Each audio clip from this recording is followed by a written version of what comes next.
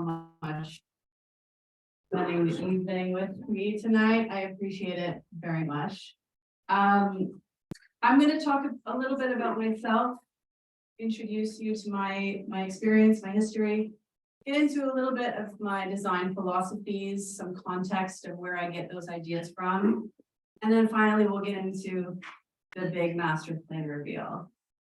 Just first, I want to say thank you so much to the master plan committee for working through this with me for the past year. This has truly been a collaborative effort on all of our parts, and they've been such a great representation of your club, and they've taught me a lot, and their hand is in this as much as mine. So if you hate it, just tell them.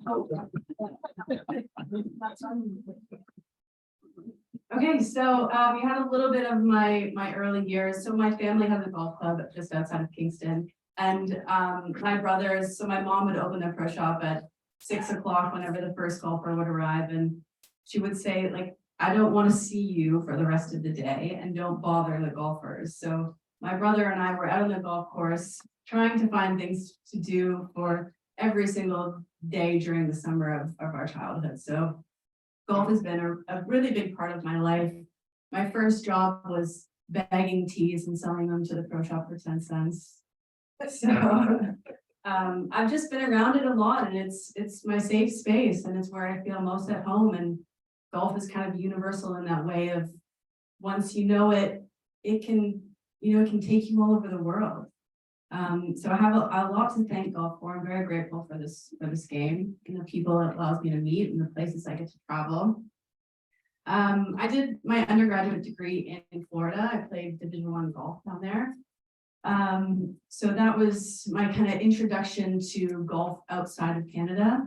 So we played in Tennessee and the sands of North Carolina and the Bermuda grass of Florida. So I got to experience a lot of different kinds of golf courses when I was down there, which really kind of piqued my interest in golf design and understanding characteristics and different characters that golf courses can present. And so after I graduated, I wasn't good enough to keep playing golf by any means. So I had to find a different kind of career path because I knew I wanted to remain in the industry in some capacity. So I decided to get my master's degree in landscape architecture at the University of Guelph. And that the idea behind that was to pair my competitive golf with my landscape architecture degree, with the idea of becoming a golf course architect. During my final year of my master's, you're meant to write a thesis, and I was fortunate enough to be given a scholarship by the Stanley Thompson Society. Stanley Thompson is a very well-known Canadian golf architect who has had his hand in many projects in this area as well. And I took that money and I went to Scotland and I played golf, and I called it data collection when my thesis. And that was my first introduction to links golf. And that really changed my whole understanding of what golf can be.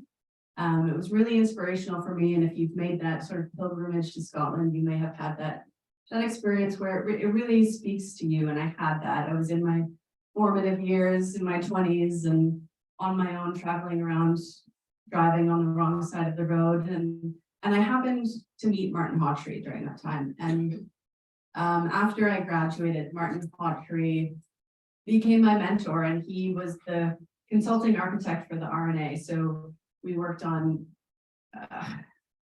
we worked at Royal Birkdale, we worked at St. Andrews, we worked at Hoylake, we worked at some really important golf properties. So I spent 5 years over there in the UK working with Martin Hawtrey and really just fine-tuning this craft and learning a lot, and learning from some of the best architects that have had their hands in some very important golf courses. 2019, right before the pandemic, I moved back to Canada and tried to make it on my own. So I opened up my own design firm, and have been doing that ever since. And COVID kind of gave me this great opportunity to kind of find out where I fit into this landscape as a young, relatively young female architect in Canada. There aren't many of us. So that was a process on its own. And that kind of leads me to today. Everything that I just spoke about has been leading up to this moment, which feels really special. And all of you have made history by hiring the first woman architect to do a master plan for a golf course in Canada. So thank you to you for making this.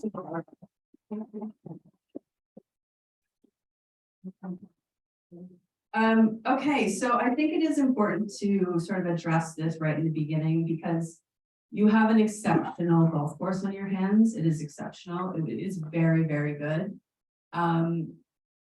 Apart from its rankings, it just is really special. It has all of those ingredients to make something truly unique. Your location is incredible. The clubhouse is incredible. The membership, the character.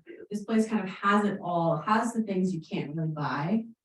And on top of that, it has a great golf course. So this really is a process of refining the golf course, not renovating or restoring. It's a refinement of something that's already great.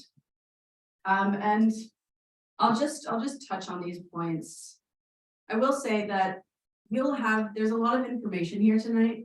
You'll have this information to digest on your own at a different pace if you'd like. So if you don't get everything, that's very fine. I'm still processing a lot of this information.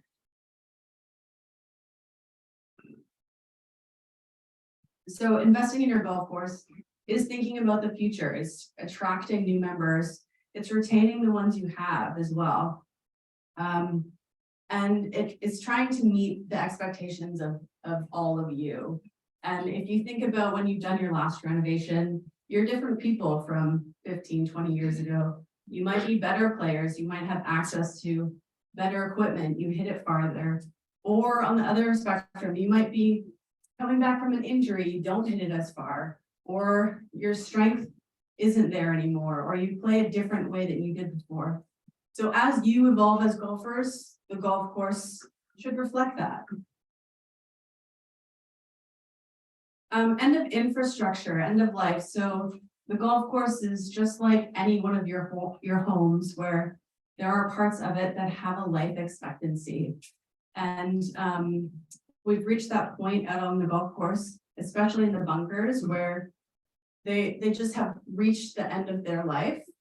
And what that creates is a lot more work and maintenance and lack of efficiency to keep the high standards that you're used to.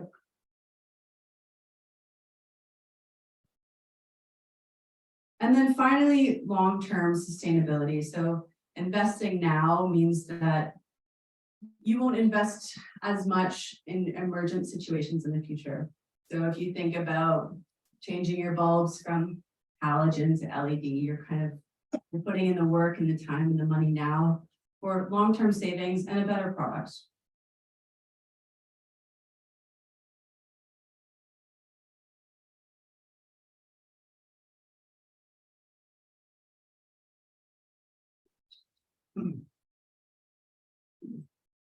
So I'll talk a little bit about my design outlook and what I think is really important to consider when coming into a project like this.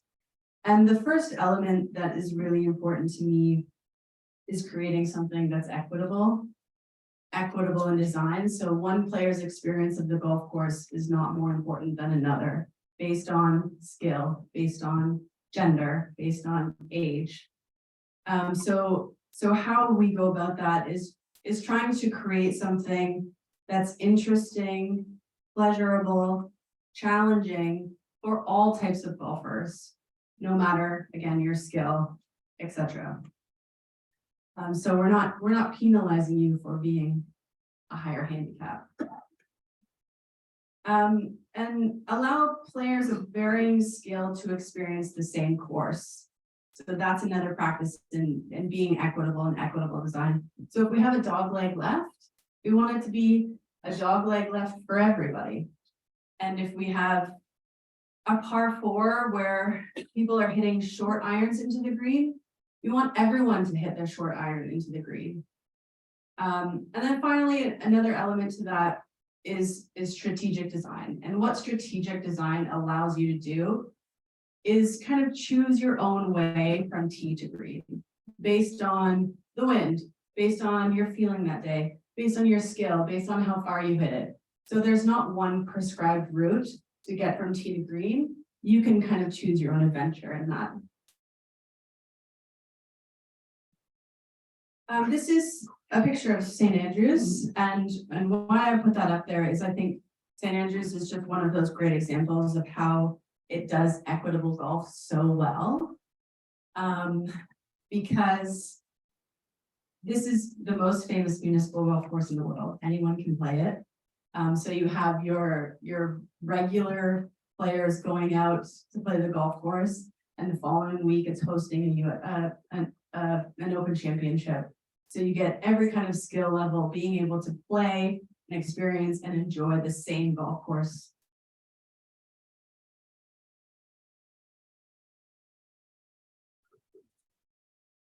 Sustainability is my second sort of pillar of design. I say this in two ways: sustainability of membership, of your membership, of retaining and recruiting new members to continue the legacy of the club.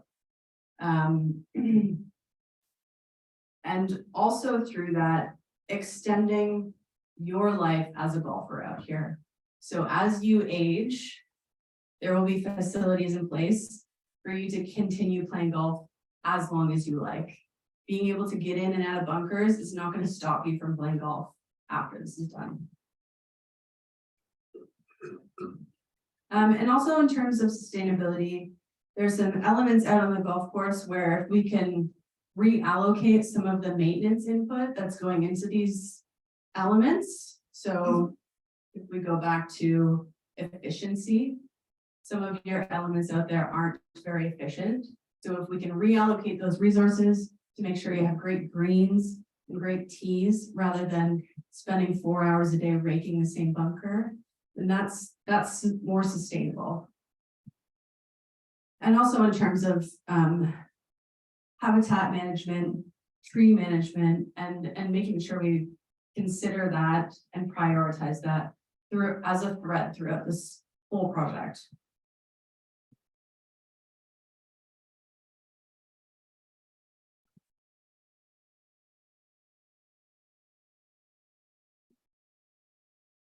And finally, I think golf should be fun.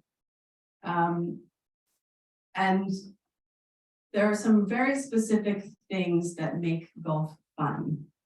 And that is being able to play with different people of varying skills. And that's what makes golf so great, because of our handicap system, because of this uniqueness of this sport, is people of all different skill levels can enjoy the game together.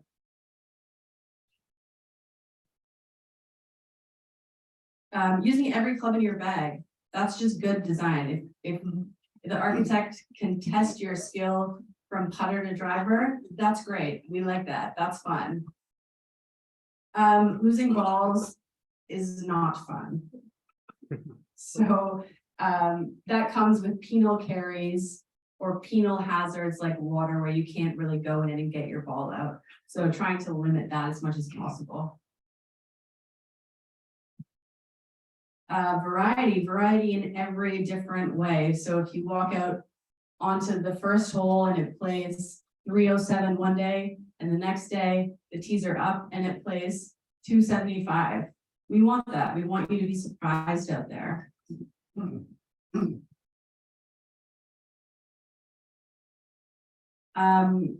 Consider the ground game. So that means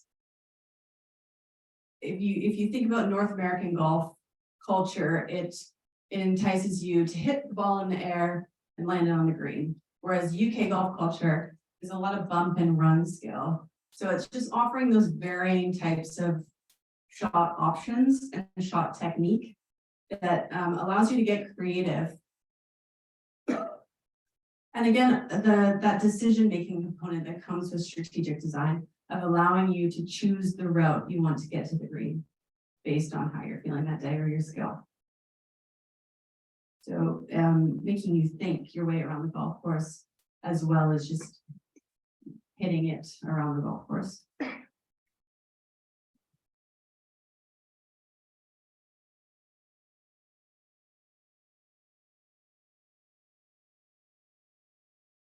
So this has been a year-long process getting to this point. Part of that process is collecting a lot of quantitative data, as much as I can get my hands on.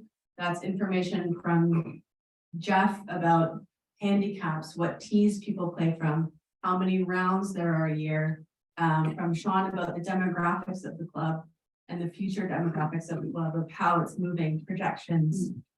We also look at surface area measurements, and that's something that's really important when it comes to spreading wear and making sure that the quality of turf that you have out there is the best that it can be. And finally, we really considered Willie Park Jr.'s hand in this, and looked back at aerials, looked back at Willie Park's design philosophies, and looked back at the progression of the club over the last decades and how we got to where we are today. And then the fun part for me is the qualitative data, where I get to go and play golf and watch other people play golf and interact with the membership and ask questions and ask people what they like about the golf course and what they don't like about the golf course. And that's all really contextual for me. And it helps me a lot in determining opportunities to make the place better and constraints about what's really important to the membership here.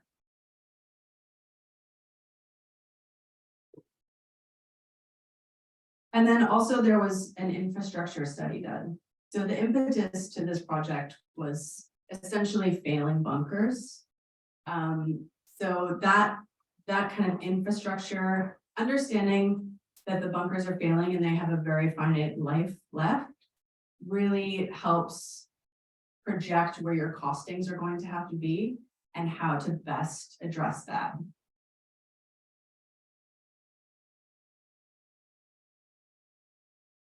Okay, so I'm just going to go through elements of the golf course piece by piece. So let's start with your greens. I'm sorry, there's a lot of numbers on these slides, but it's important and it's context and it helps direct the design. So we say that an average size green is 5,160 to 6,450 square feet. And that's large enough to spread wear, offer a variety of pin positions, and allow for a reasonably hit shot to reach the green. So just take a quick glance over at that green surface area chart. It becomes pretty apparent where you're not meeting that. And I'm sure if you think about your experience of playing those holes, you might imagine that 4 is a really small green. It's just really small. And that might not necessarily be design intent. Greens tend to shrink over time. That's just a natural phenomenon that happens at every golf course because Scott's team doesn't want to scalp the fringe. So they tend to err on the inside of the cut. And over time, greens get smaller and smaller and smaller. And if you go out there and you look at where some of the sprinkler heads are, they used to be 2 feet from the green and now they're 6 feet. So there's natural shrinkage over time.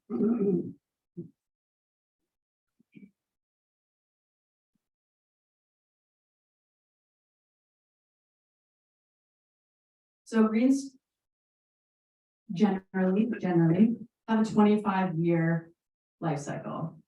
And after that, of course, greens can survive, but it takes a lot more care, a lot more effort, a lot more money, a lot more time to make sure it does.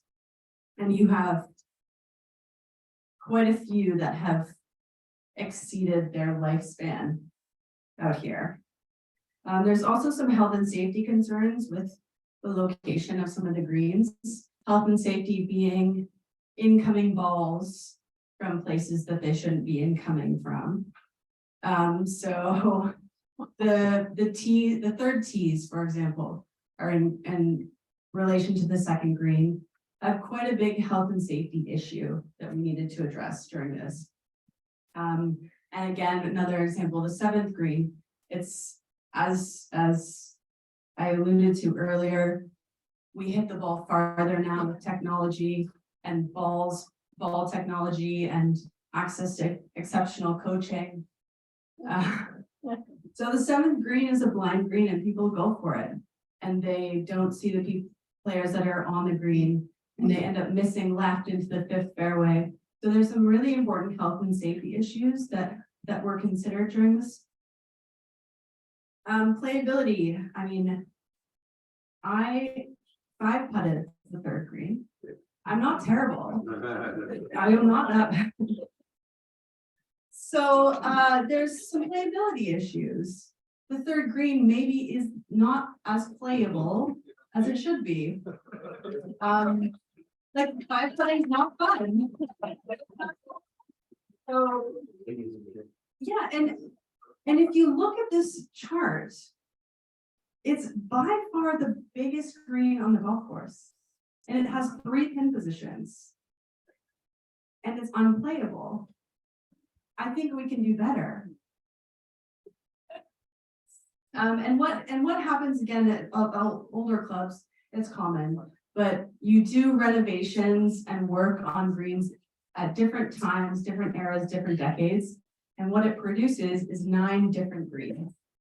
And so what you don't know is that your angel superintendent works extremely hard to make sure 9 different greens have the same consistency as each other. So again, that's alluding to the efficiency of the infrastructure of the golf course. If Scott could prepare 9 greens the same way, he would have more time, more money, more options to address different parts of the golf course.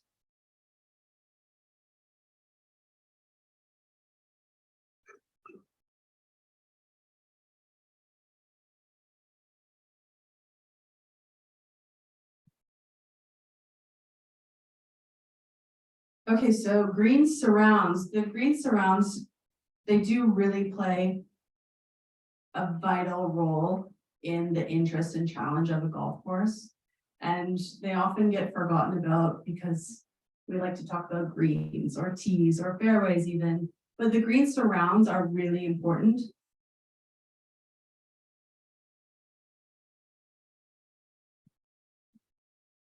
So you see a bit of a theme as we progress through this, of expanding the shortly mown grass, so the fairway, right up to the green surface. And so if you look at this, the renderings that I've done here, I use my fancy device. Oops. So on this image, on this aerial here, you can see the rough goes right up to the green edge on all sides. This one, we brought in the fairway very close to the green. And this is consistent throughout a lot of the master plan. And what that does, and when you watch the golf this weekend, when you watch the PGA, look for this because you'll see it. And you'll see the best players in the world hitting hybrid up on the green or putting or chipping. It offers some really interesting golf. It inspires shot options and creativity. So maybe you're not great at a 60-degree flop shot. Neither am I. Like you can putt it. it creates equity because if you don't want to use your wedge, you can use your putter, you can use your hybrid to the same result as someone who's very good with a wedge out of the rough. So this puts an emphasis on recovery shots.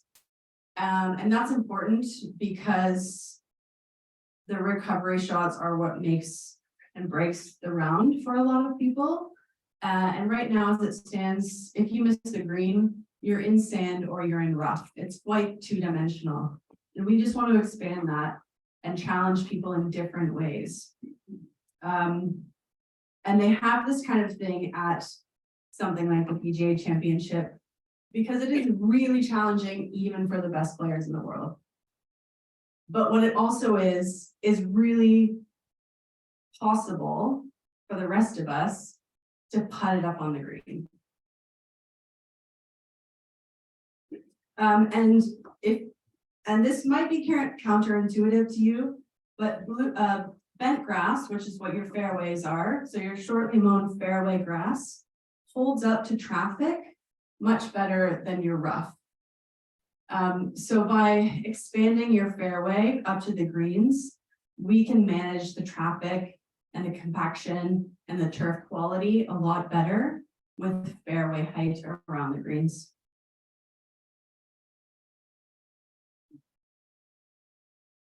So this is Pinehurst. This is an example of sort of what I'm talking about of the fairway, the shortly mown grass going right up to the green. So you don't see a lot of rough around the greens. And again, what this offers is shot variety, interest, challenge. This, like a tight lie on something like this, is quite challenging for the better players, but it's also very manageable for anyone else who wants to hit a 7-iron or a hybrid knock onto the green. And here again is St. Andrews. I love talking about the Old Course because it's my favorite. And they do it really well, and it's about creating that equity and creating really interesting golf. So now you have the option of, you might be in the sand, you might be in the rough, or you might be in a tight lie. So it creates diversity. It asks you to make a decision. It asks you to address the strategy of the hole based on your skill level. Okay, we'll move on to tees. This tees, kind of right off the bat, to me, were very apparent that you didn't have enough team space, especially based on how many rounds you're having come through a year. So based on number of rounds, and based on what clubs people are generally hitting off each hole, somewhere from 45 to 5,000 square feet is what we're aiming for minimum. And you just really don't need that ever.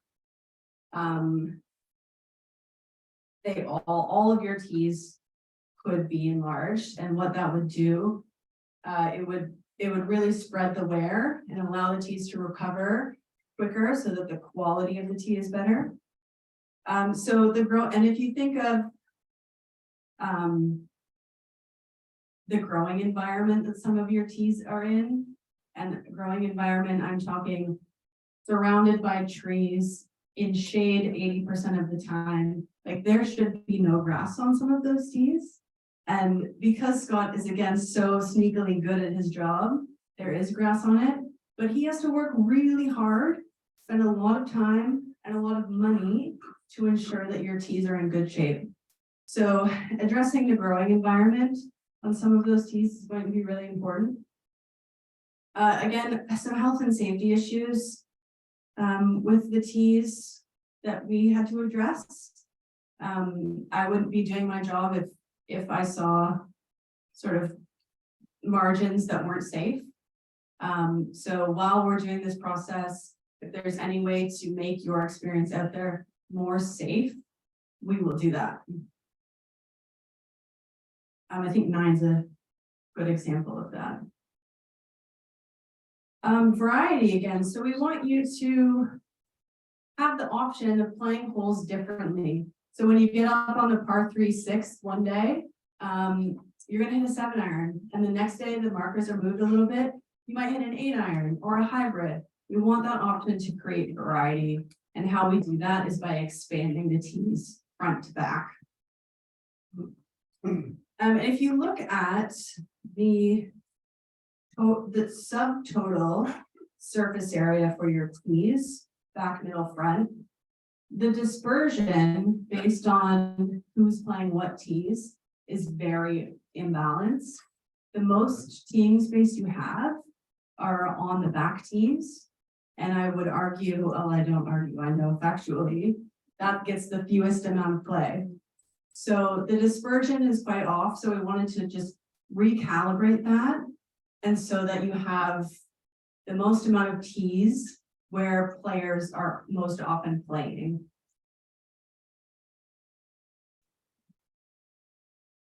So throughout the master plan, you'll see quite a lot of this tee expansion. I'm not gonna hit that 1 hour 15, sorry. I'll try to speed it up. So throughout the master plan, you'll see free-form tees. And what that is tees that aren't necessarily defined by a rough perimeter. So on this one on the left here, this is the tee, this entire strip here. And so that's what we're proposing out here. So what that does, it allows you to move the markers back and forth. It gives more teeing space, more time for the tees to recover, more variety, more better. So this is Cabot. It's a really good example of well done freeform tees. So it essentially is an extension of your green surrounds or an extension of your fairway. This is Bandon Dunes. Again, you can see that kind of one big tee starting from here and traveling down toward the fairway. Okay, fairways, this is a fun one. So the Golf Course Superintendents Association of America, very reputable, by the way. They estimate that 16 acres of fairway is required to ensure decent pace of play, player enjoyment, and consistent and desirable playing conditions. Does anyone want to guess how much fairway you have in here? Give a guess. A third. You have 7.8 acres. So less than half of what's recommended to hit these targets. Decent pace of play, player enjoyment, and good playing conditions. You have half. So this is a process of finding places to expand the fairway. So far we've got expanding greens, expanding tees, expanding fairway. There's the theme here. And just, I think this is a really interesting statistic. The PGA plays on 28 to 32 yard fairways. So this weekend, you'll see fairways that are 28 to 32 yards wide. Best players in the world. And they'll hit that 2/3 of the time. And if you're a 20 handicap, you need a 40-yard wide fairway to hit that 2/3 of the time. How wide do you think your fairways are on average at the landing area? So these PGA pros, 28 to 32 yards, they're 22 yards wide on average out here. So you guys have it tough. So I think I can kind of move through this quickly. What I'm trying to say is I think you would benefit from wider fairways.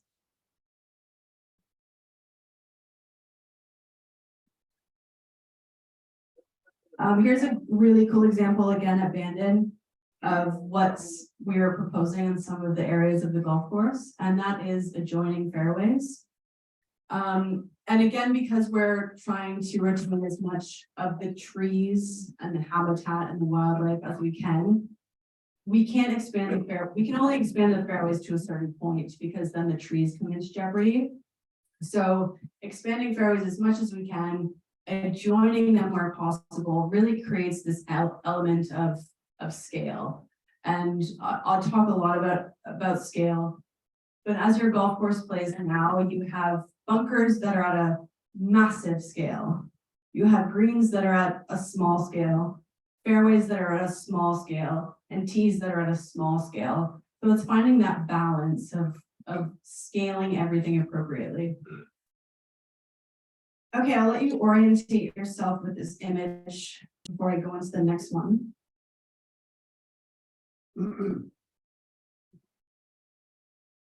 So we've done just a quick rendering of what fairway expansions could look like. You'll notice you don't lose any trees during this process. It simply is an act of expanding fairways where possible.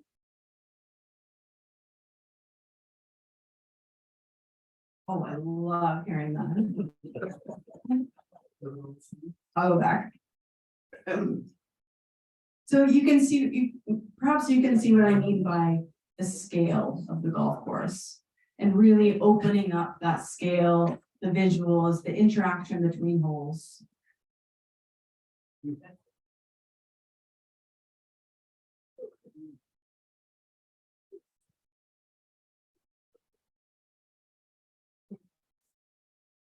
We could probably look at this for a while, but I'm going to move on. Okay, bunkers. So again, this is the impetus of why we're all here. You need new bunkers. They're failing. The drainage is failing. The liners are failing. The sand is contaminated. There's buildup around the bunkers. The edges are collapsing. So that was the start of this whole project. So bunkers, I can tell you, will not be the same after this is done.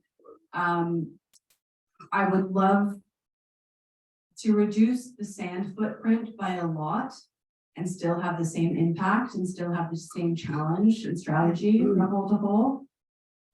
And trying to match that scale, reducing the scale again to balance out with the other features of the golf course. And Scott has a lot of work on his hands with these bunkers. So again, if we can take some of his time and put it elsewhere that's more important, that's efficiency and that's sustainability.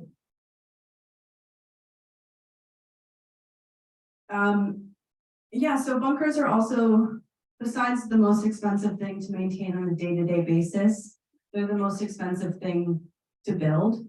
So if and when we get to the stage of building, we want to make sure that every single bunker has a function and has a reason for being there. And if it doesn't, then we would consider eliminating it. And also a big piece of the bunker component is I want you to be able to golf for as long as you want. And I don't want your limitation to be able to physically get in and out of the bunkers to get your ball to stop you from playing golf. So we're going to address a lot of those playability issues with the bunkers as well. So again, we've really done everything we can in this process to retain your trees. They are part of the characteristic of this golf club. They are part of the strategy of playing this golf club. So everything we can do to highlight them, to respect them, to maintain them, we have tried to do in this process.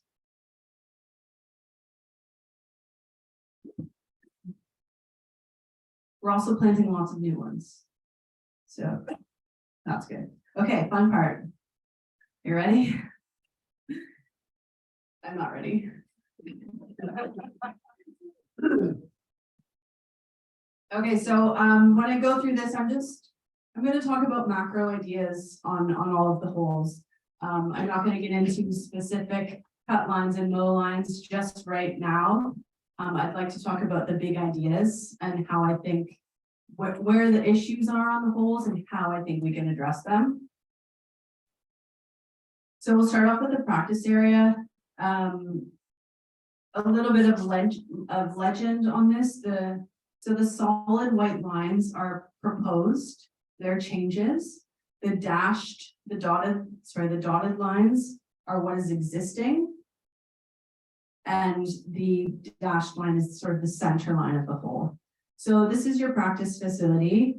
The first issue I found with this is a health and safety issue of a very tight margin between the first hole and the practice area. So we've proposed to do a little bit of planting and contouring in between the first hole and the practice area, just to create a little bit more of a barrier. Another safety issue on the practice area is that if there are more than one person using it, it can very quickly become unsafe, just because of the size of it and the way that it's designed. So by putting 2 greens, one at each end, we can really separate the play and allow many more people to use the same amount of space at once in a much safer capacity. Again, what I see on your practice area is not replicated anywhere else in the golf course. So you're not really able to practice what you will experience in the golf course. So a redesign of that so that you actually have a green that putts like the greens on your golf course and a bunker that plays like the bunkers on your golf course. And one-dimensional top shot types. So we're going to add fairway, we're going to add bunkers, we're going to add rough. We're going to have different lies that you can practice it downhill, uphill, side hill. So just variety.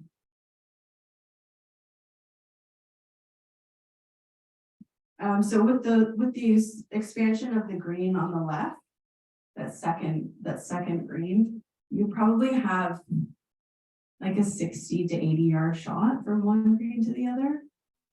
So there's really a lot more dimension to this practice facility.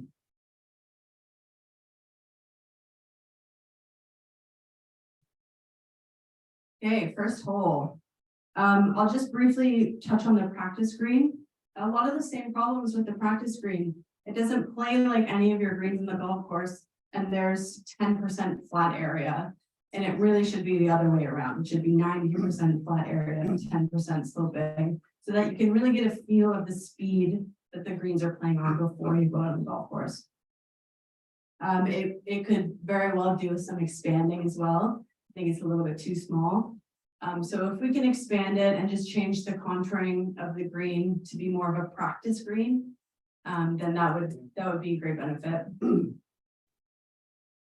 So issues with the first hole, again, the safety margin relative to the practice area. So planting and contouring to create a barrier between those two is going to be really important, especially with the new green close to the 4th tees. This, the first hole is a pretty big maintenance burden for Scott, whether you know it or not, and that's because there's not enough teeing space. So there's not enough time for the turf to recover. So it's a lot of effort, a lot of time to make sure the tee is good quality. So expanding the tees would be fantastic. The footprint of sand in that bunker is just out of this world. It's very big. And I don't know if you've ever tried to go in and rake a bunker that size. It takes a long time. And what I propose in this is you can have a smaller bunker or even 2 smaller bunkers that have the same function that make you play the golf course in a strategic way, but you don't need that much sand. You can do it with 1/3 of the sand.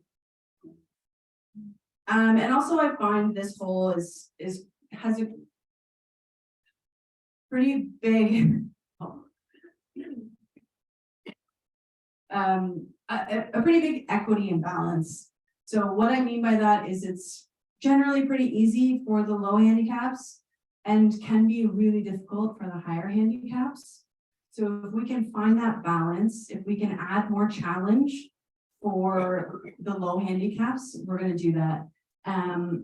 So right now, as it plays, you can take out driver and bombs away and land on 40 yards to the left of the green, and there's no penalty. In fact, because Scott's so good at his job, you have a perfect lie in the rough, and it becomes a pretty easy hole, or at least it becomes a straightforward hole.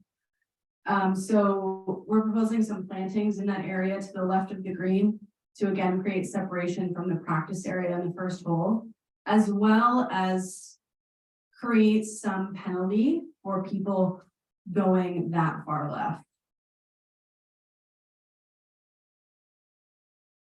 A lot of fairway expansion as well, widening the landing area, widening the approach to the green, bringing the fairway all the way back.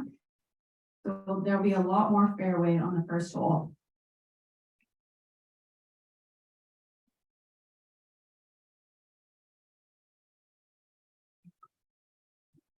Okay, here's your second hole. So all of these images, your tees will be on the left, green will be on the right.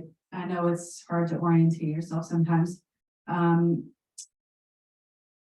So again, a safety margin relative to the housing is of concern to me. A way that we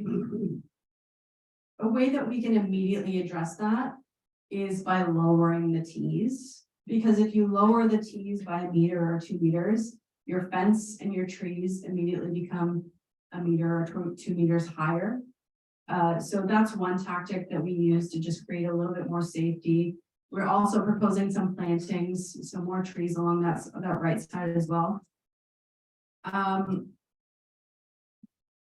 This bunker that's in the trees is unique, I will say.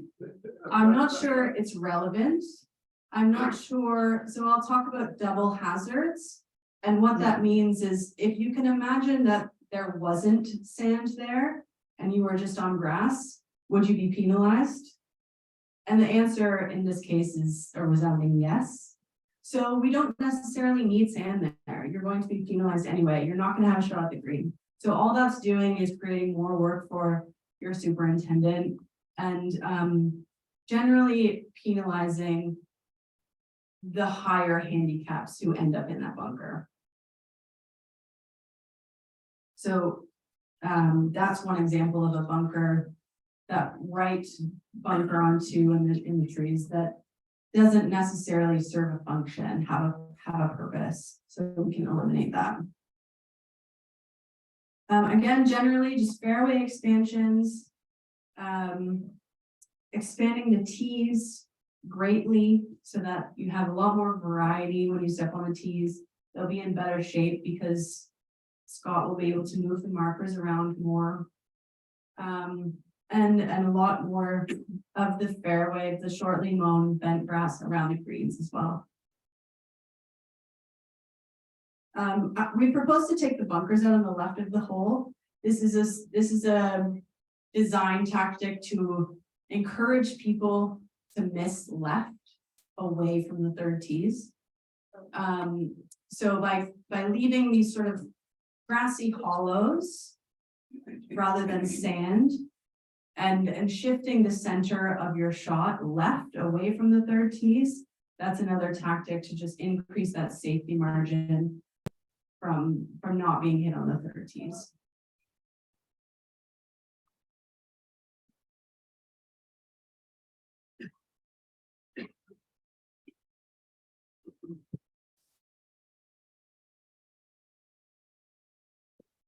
And we already talked about this green. Severe, unplayable with minimal pin positions, extremely difficult to maintain.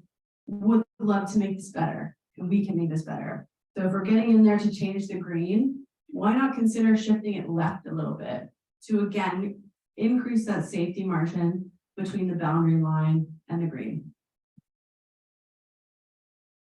So in this image, the green is shifted left. The bunkers have been rearranged to again allow you to miss left if you were going to miss. Shortcut surrounds around the green. There's a new forward tee, so your carry is about 65 yards from that bunker in front. So although it looks quite ominous, the carry is greatly reduced because of that forward tee position. So I've done a little rendering of this area. This is your third tees. You can see the bunker of the second green there. So the bunker that you'll see in the forefront, that's a safety cone that's put in place to intercept balls that are running toward the third tee. And I also want you to notice the third green, how that changes. The bunker, the green shifts left, the bunker orientation changes. And you'll see some of the contouring that I've been describing around the greens. You'll see that shortcut moving, undulating green surrounds onto.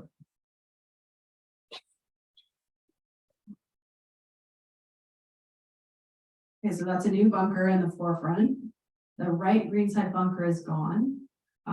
What that bunker on the right side of the green does is create a massive pinch point where all of the traffic goes between that bunker and the tee, and it's incredibly difficult to maintain. So by expanding that space where you can move from green to tee, it's going to make the turf quality a lot better. And then you can see the third hole in the distance with the new bunker formation and the green shifted left. So just watch where the pin is. Kind of go away from that safety barrier, the boundary.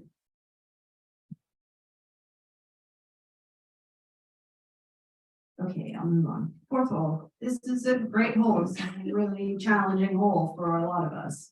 But it's a good hole. The bunkers are all in the right places.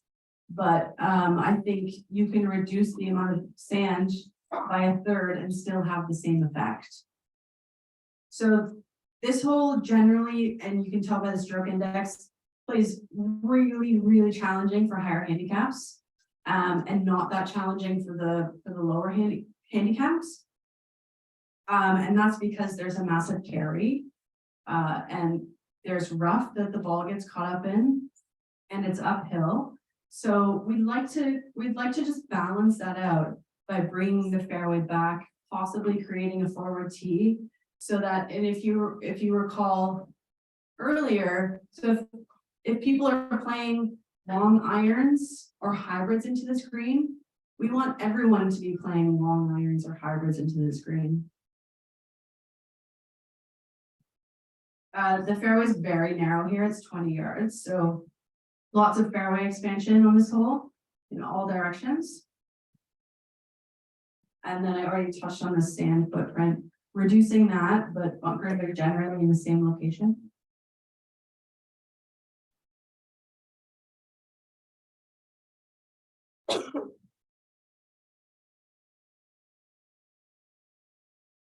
Okay, fifth hole, another great hole.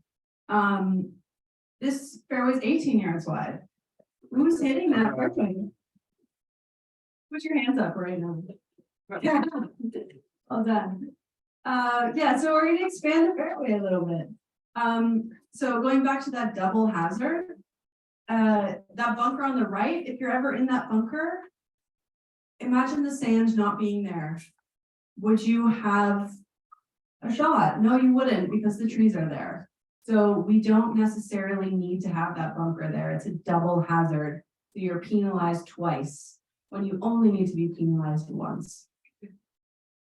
So that bunker is proposed to be removed.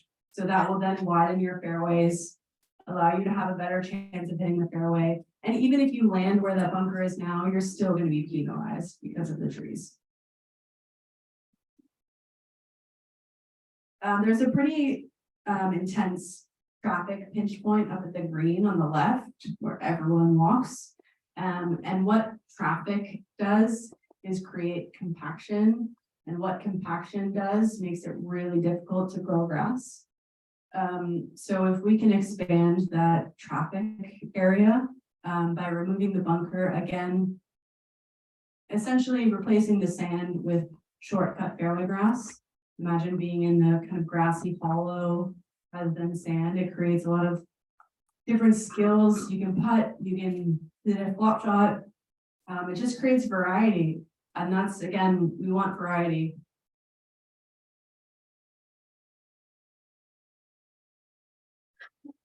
So another little rendering here, you'll see the fairway expanded, you'll see the bunker slightly reconfigured, it remains, the one on the right remains in the same location, it just looks different. And it looks different with half the amount of sand. And what I find out on your golf course is that for the amount of sand that you have, you can't really see a lot of it until you get right up to it. So there's ways to make the sand more visual, more in your face, more aesthetic, but with half the amount of sand. You'll also see in this fairway extended beyond the green. So you kind of have the same surface from beyond the green into the 60s. So it's all one fairway cup. So the bunker is gone on the left. It's in fairway height. The bunker on the right is just simply reshaped. You can see a lot more of the sand, but it's actually less sand. And then if you look beyond the green, you can see how the fairway goes right from behind the green up into the 60s.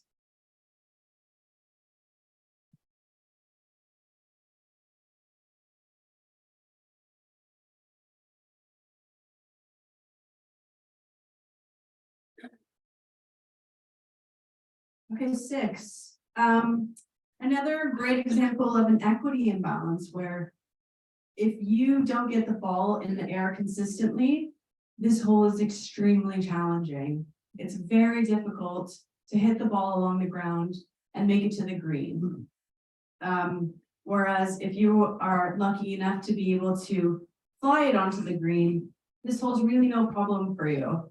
So what we want to do is increase the challenge for the lower handicaps and make it a little bit more playable for the higher handicaps or for people who have to hit it onto the green with a wood along the ground.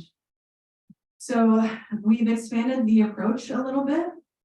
We've turned those 2 bunkers into 1 bunker. So expanding the approach so that if you are going to hit the ball along the ground, you have a chance to reach the green rather than fall into that bunker on the left because the whole fairway goes to the left. So we have a chance now. Bunker on the right, again, is also eliminated. That bunker generally only penalizes the higher handicaps. The lower, Eric's not so sure about that. And the bunker at the back, again, is creating a lot of traffic issues, of pinch points, of having to navigate around that bunker. I've watched a lot of people play golf out here. I haven't seen anyone go in that bunker. So we get to the point where does it make sense economically to retain that bunker? And the answer is no. So a lot more fairway here is fairway from tee to green, which if you recall that Chambers Bay image of the tees leading to the fairway and leading to the green, that's what this hole will look like. Cart path has been shifted over to the right side of the hole, so we can allow that walk up from 5 green to 6 without crossing a cart path. You might not realize it, but if you're a walker and you have to cross a cart path, it's less nice than if you didn't have to cross that cart path. So it just makes sense to shift the cart path way over to the right side of the hole and just get it completely out of your way and out of your visual.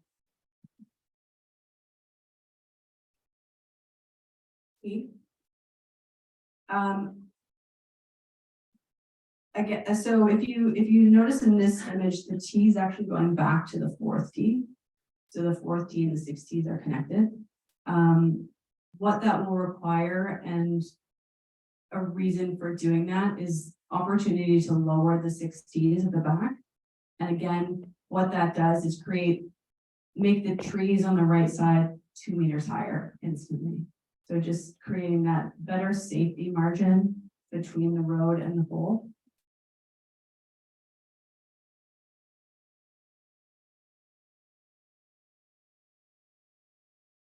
Okay, 7 to me is sort of where the golf course breaks down a little bit. You've been pretty solid up to this point. This hole perplexes me. I think it's one of your weaker ones. And I understand that this green location in particular is a Willie Park location, which I do understand. And I think that in Willie Park's day, this green would be a great green site, but I'm not sure it works in the way that we play modern golf today. It's a blind shot on the green. People are driving from tee to green. It creates a lot of safety issues. And also it's set up to allow players that are playing from the 5th hole who have drove their ball over on the 5th hole to have an absolutely perfect shot into the green. So we want to like flip that. We want you, if you go over into the 5th fairway now, we want you to have absolutely no shot of getting onto the green. And so what we proposed here is actually shifting the green.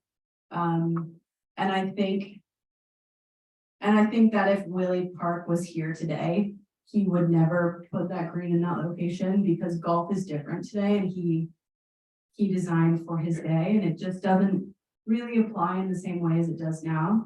So the green is shifted over toward the 8th tees. It reduces the dog leg slightly. It makes the green visible. It adds 40 yards. And just generally makes this hole much safer. And so that is the impetus of moving this green. It's safety first. So allowing people visibility of the green, encouraging people not to drive onto the 5th hole, because right now there's no penalty for doing that. In fact, it's an easier shot from the 5th fairway. To allow to just make it a safer hole, and then at the same time, arguably a better designed hole.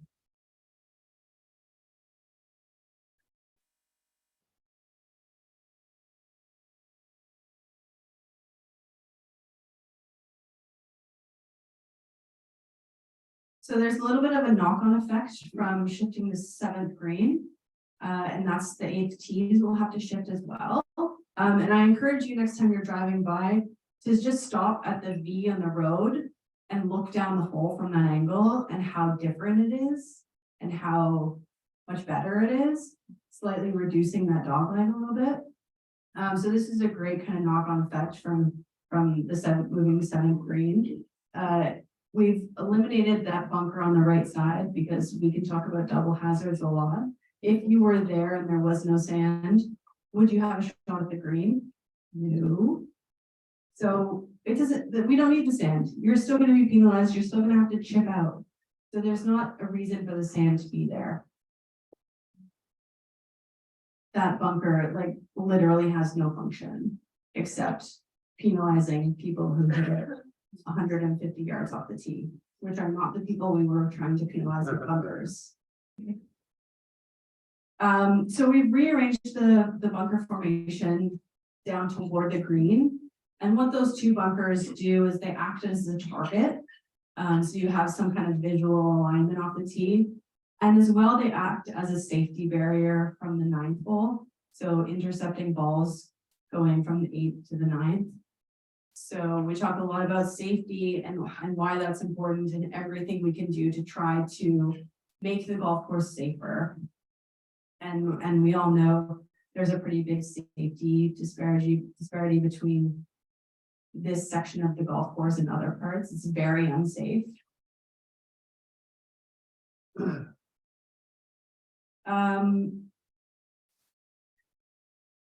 else in that one? Okay. If you have questions, we can come back to individual holes. Okay, finally, the 9th hole. I think this is a fantastic hole for people playing the back tees, and I think it's a really, really terrible hole from people playing forward tees because of the way that the fairway is aligned. If you have never done it, go and stand on the red tees and try to hit a shot. The tees are pointing you to the woods, the fairway is pointing you to the woods, you have to draw it, it's just impossible. So, I mean, the fairway was designed for people playing the back tees. And we don't want that. We want the fairway to be designed for everybody. So it can be both. So there's a shift in fairway here. The proposal eliminates the front section of the tees in this area. Here. So this front section of tee is gone. And that will just allow us to remove a lot of that fence because the fence is there to protect people who are on that tee. I'm not so partial toward a black chain link fence. If anyone is upset to lose that, we can have a chat about that, but we'd like to do everything we can here to eliminate that fence, or at least eliminate most of that fence. So the tees are pushed forward a little bit to create that safety margin, and then there's the bunker in between the 8th and the 9th again to intercept balls. Fairway is expanded in a lot of directions, but in particular at the tees for people playing the red tees from that angle. And we've reconsidered the approach in the green a little bit in this proposal. The green entrance is very narrow, and a lot of the time people are hitting woods or hybrids into the green and have to run it up that hill into a fairway that's 2 yards wide. It's challenging. And if you think about it, widening that approach to the green isn't going to affect anyone who flies the ball onto the green. You're flying the ball onto the green, you're not using the approach. So it's not going to affect your game. It's not going to make your game easier if you don't use the approach to get to the green. But if you do use the approach to get to the green, if you want to try to bump and run it up there, you at least have a chance of getting it on the green now. So we'll also, in partnership with widening the approach, we'd love to reduce that steepness of the valley that's in the approach there. It just gets hammered with divots. A lot of balls end up there. So it's a maintenance issue, and it's also a playability issue. So this is your last rendering for this evening. I'm really partial to this. I think it looks really cool. And I think you have the potential to have the finest finishing hole in this part of the world. I think this hole could be exceptional. So what I want you to notice as I flip back and forth from this is widening the approach. So you have a lot more access to the green through the approach, as well as expanding the green so that you can see more of the green surface.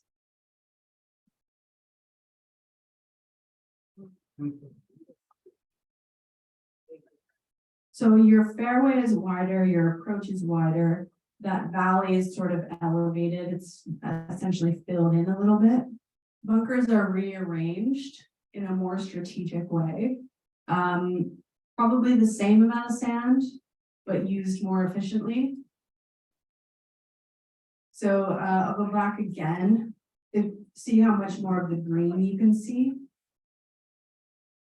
by expanding the green sort of back into the right. And on the right side as well, with some select trimming of brush, I would say. That tree came down. That tree's gone already, sorry. Yeah, but I think this is a really exciting finishing hole.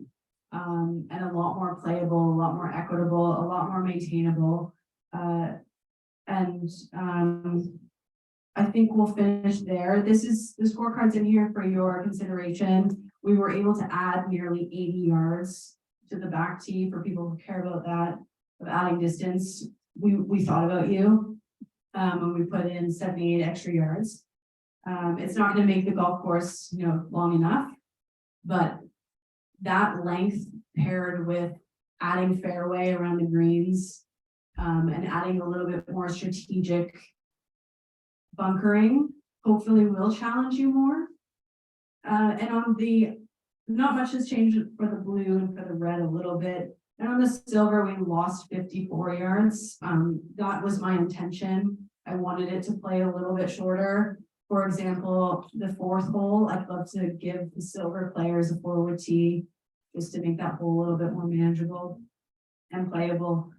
Yeah, that's it.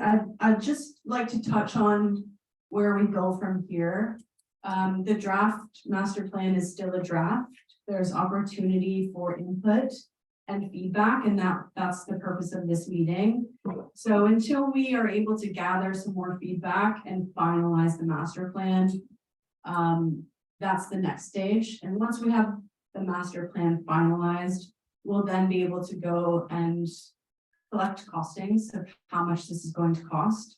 And then once we have costings, we can determine scheduling and execution of the process of implementing the design features. So again, thank you so much for your time. I went long, but it's been good. Thank you.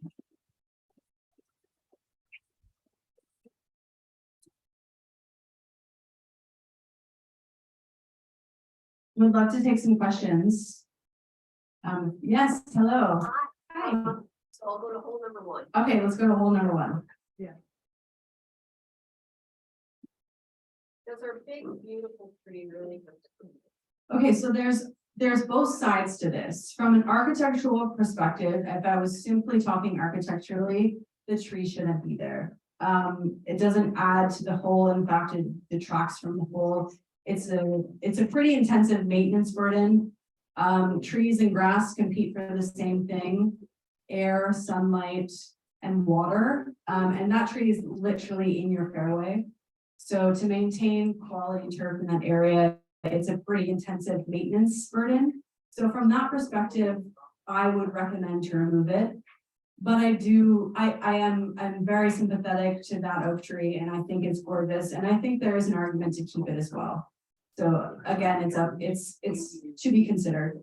Christine, would you, I'm just gonna ask a secondary question to that, because I think I've heard you talk about it before.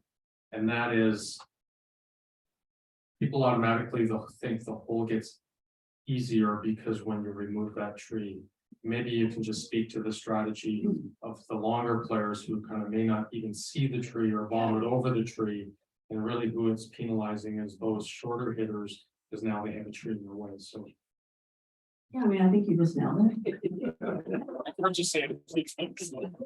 Yeah, so the longer hitters, they generally don't even look at that clump of trees. They're pulling out driver, they're hitting it over the top, and they don't consider those trees. So what that tree does is create a 12-yard wide fairway for people who hit it 150 to 200 yards off the tee. And that 12-yard fairway is just not wide enough. So it's that equity imbalance of the hole playing too easy for the higher swing speeds, so people who hit it farther, and too difficult, partly because of that tree, for people who have slower swing speeds. It generally penalizes the player that doesn't need extra penalty. Yes, hello. Yeah, overall, is there an estimate about, say all the changes were made, how that would affect the slope of the course? The degree of difficulty now versus then, because we have our challenges, but we have our fun with our challenges. Yeah. And I'm just thinking, if it gets wide and simple and approachable, we lose some of that. Yeah, I would argue that it doesn't become simple, it becomes more complex. And it's a very reasonable question, because your mind thinks that if you make wider fairways and if you make the fairway go up against the green and you remove the rough, then it becomes easier. And there's really no data to support that. The data says the opposite. But the slope ratings aren't set up to agree with that. So they will change because they look at the width of fairways, the width of the approach to the green. So there's some kind of disconnect there. So it's something to consider if slope, is really important to you and you don't want to see it change, then this will have an effect on it that we need to be aware of. So it'll affect the handicaps too, right? Yes. A perfect example of that is, people think that by widening the fairways, the golf course is getting easier. The reality is the trees are staying. So the width of the hole actually. Yep. The width of the hole actually doesn't change. The only thing we're doing is adding more fairway, right? So if you were blocked out by a tree before, that might have been in bluegrass, you'll be blocked out by a tree now, that might be on short grass. And in fact, it can be harder for some people to chip off a short grass than bluegrass rock as well. Especially around the greens. Yeah. I was fortunate enough to play Pinehurst. Fortunate enough to play Pinehurst not too long ago, and anybody that has played that tight lie grass to elevated mounded greens, it's not an easy shot. In fact, for a lower handicap player, it starts to mess with your mind differently than just being in the rock, which is quite an easy shot to flop up onto the green. So in one sense, it may make it easier for somebody that can putt the ball up that maybe isn't so strong with the chipper, but it is really changing the game from a more strategic level for the lower handicap. Also think about, as you're growing older and just want to play and enjoy the game, you're making the course more accessible for everybody as well. Thanks, sir. Yes, hi. As a starting point, this is really interesting to me because it really is an artistic process. You look at different parts of the course and seeing.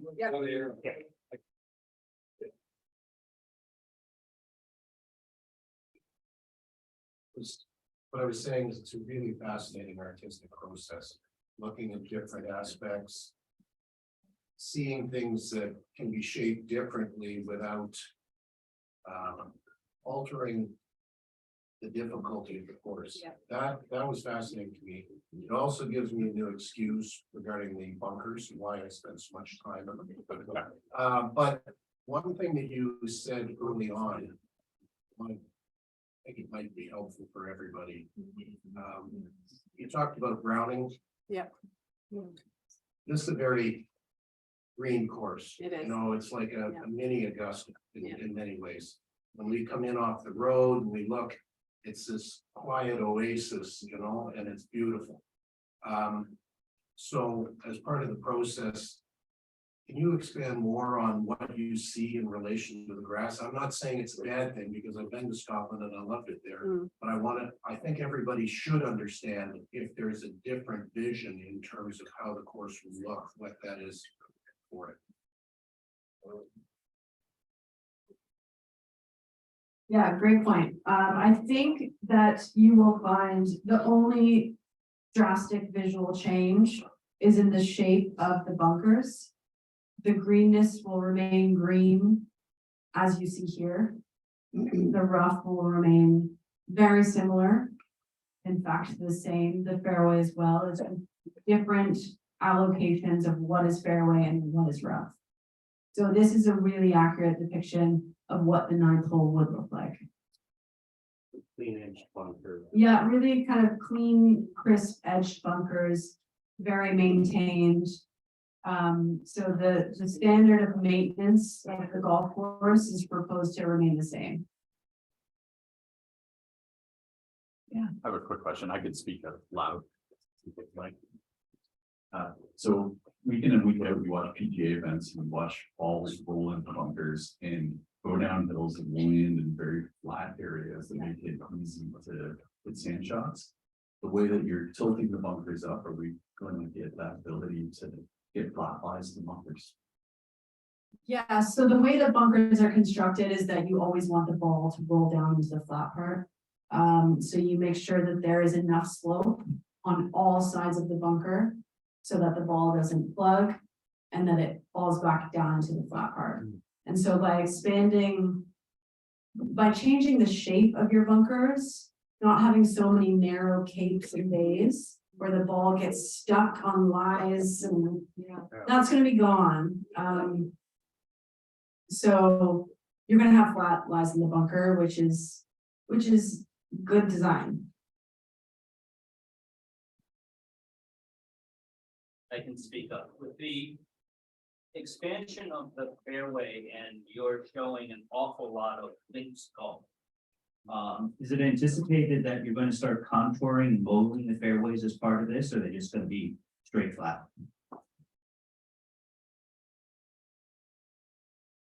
I think where contouring is most effective is around the greens. So your fairways will stay largely as they are. I don't think there's merit to going in there and really reshaping them. I think the better place to put the time and the money is around the greens. So the contouring will mostly be around the greens and the fairways will remain largely as they are. And just to tie into contouring around the greens, we know we have to touch the bunkers. All the bunkers, especially, or most bunkers are around the greens. As soon as we touch those bunkers, you're automatically touching the greens as well, just from the construction aspect of it. So the two really tie in hand, and we have to be mindful of when we start getting close to those greens, how is that going to affect what's happening in the greens?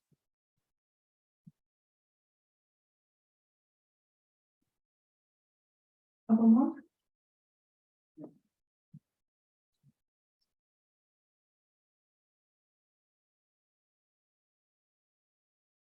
With regards to the eighth hole.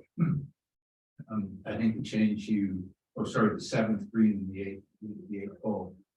Change, I think makes a lot of sense. Where's the location of the eighth tee? As far as relative to the road? In that, was there any thought given to trying to eliminate the road from the tee, from being in place or in play off the tee? Given the day of the driveway was parked. Yeah, I think in the long term. Your access in and out of here isn't ideal, and it would be great to be able to reroute that system so that we're not crossing over right at the V on the 8th.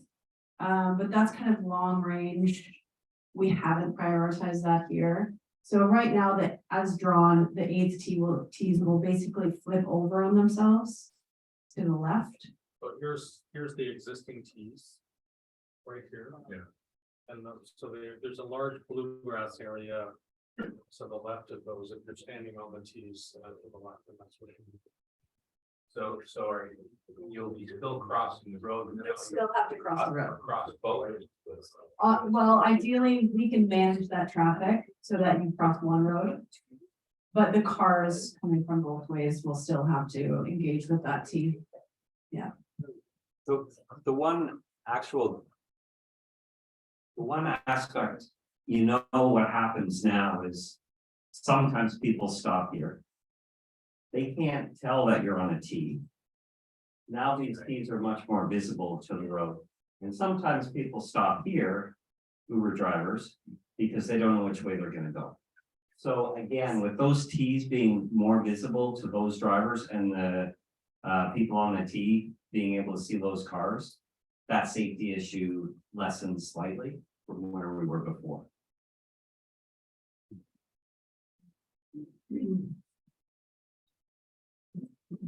Two more back here. Maybe I'll get you both out your questions. Hi, I'm just wondering, what does the member feedback process look like? Will it be a survey, public results, kind of like a food and beverage thing, or what's the process for integrating feedback? I can answer that question likely. So we haven't defined what beyond the member input looks like. But I can tell you that there's a little over 100 people here. We've talked to 50. Ideally, we want to get as much feedback from broad membership as possible. So we're going to we're gonna circle back to the committee once, and likely discuss it at the board, once we get through this process to think, okay, do we feel like we got enough input and feedback, and then we'll come forward with communication after that. Okay, but ideally, we want as much as possible. This isn't, having, again, done this a couple of times. It's not something that you can force or rush, because it will fail. So we want to make sure we get adequate feedback, thoughtful input, come up with a recommendation that is representative of the vast majority of members. You're not, unfortunately, going to please everyone. Unfortunately, when you do these things, there's some folks with I would say, they're at the end of their golfing life. We're trying to extend it, by the way. But who would say, why would I want this disruption if I've only got a couple of golfing years yet? So we have to be mindful of all those things as well.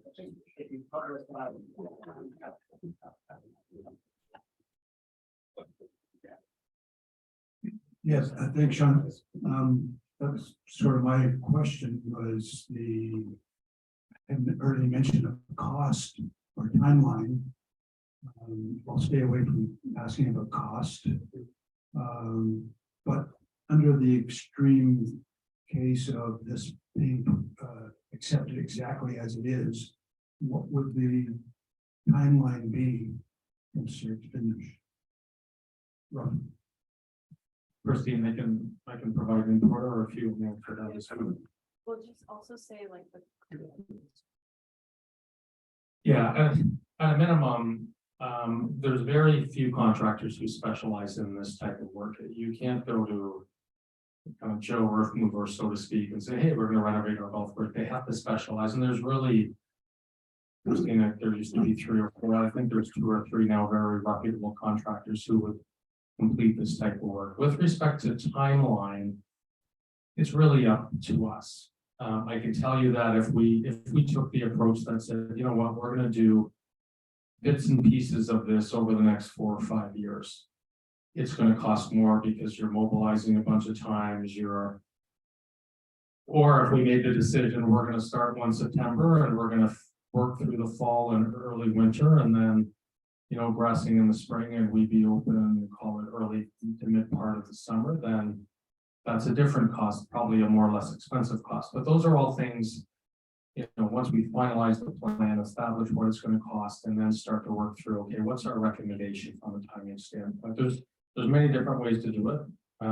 You can do it over a course of many years. Not ideal, for example, if we're doing greens, you're going to have that's not ideal, but there's different ways to do this. We just have to make a decision eventually as to what we feel is the best approach for us. Isn't the actual final communication and approval is when we group all those things together? Yes, the final call it communication, final presentation, that's when we group all of those things together.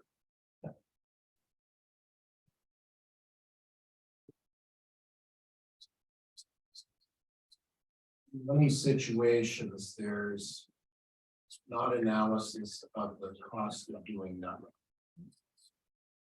And you presented us with a vision, very interesting vision. You've talked about our bunkers being in a deteriorated situation. You've talked about problems with tee boxes. You've talked about problems with greens. Are we going to get as part of this, because I think it's really important for people to understand that whether we do this or we just carry on with a variation of this, that there's cost. And I think it's really important that we have that type of analysis as part of this. I know, Eric, you're aware of that. I don't think we can just say here, well, we'll do nothing, we'll just carry on. Because from what I'm hearing from you, that's not the true reality for us. Just like the pipes are bad. Yeah. The roof's bad. Yeah. There's certain realities here, and we didn't really focus on that tonight, but if you've got further comments on that, I'd be welcome to hear them. Thank you. Very good. Yeah, I think that's a really important point. I'd love to get a little bit more analysis on that, but the cost of doing nothing is not nothing. It's quite extreme and a great example of leaky roof. You don't fix it, what happens? You have emergent costs that cost more, take more time, so I think that's really important and maybe something that we can include going forward. Just like to add one more thing. I think as members who play golf, you really kind of pass over the fact of how much work and effort it takes for the greens crew to maintain 9 different greens. Scott refers to it as 9 different children. And you look at the 8th green, which is over 60 years old, well past its prime. He's got to put a defibrillator on that every couple of years just to bring it to the level that we play it. And as golfers, we think nothing of it. It's our expectation that our greens are going to be as good as they can be. Well, the reality is our greens can be a lot better if they're all consistent, and it's the same child that he's dealing with each year, every year in and out.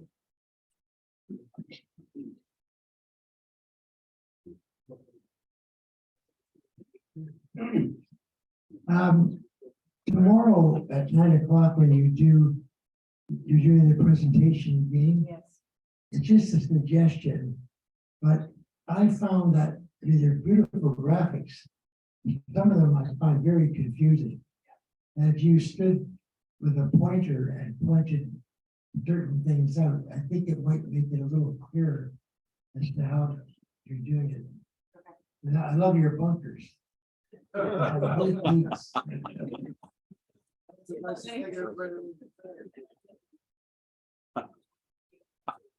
Any more questions? That's very forward. It all is a beautiful presentation, but is there going to be enough dirt left over to fill a ravine between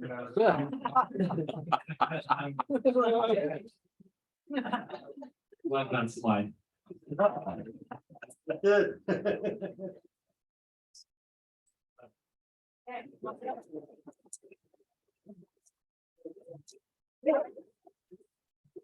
Thank you all for coming, and thank you, Christine, for very much. Thank you, Christine. Thank you. Thank you. Nice.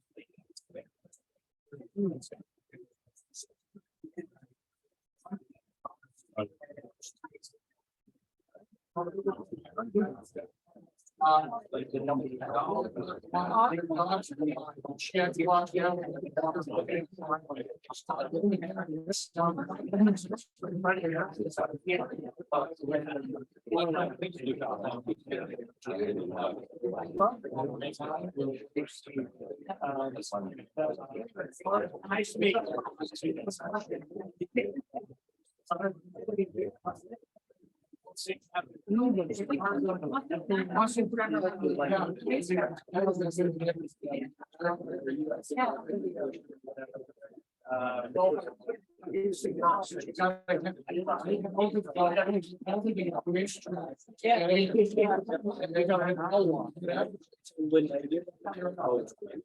He was adding a meter, but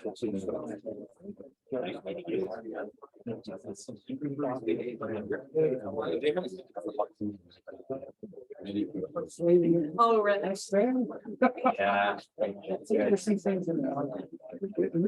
you. I'll make something. Yeah. It is only We're gonna. Exit there. All right. Thanks for coming. Yeah, I just.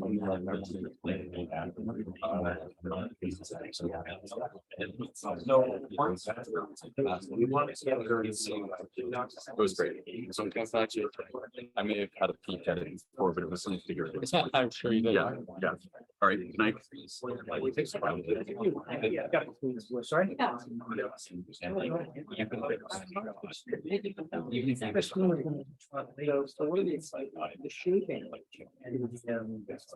So I think that.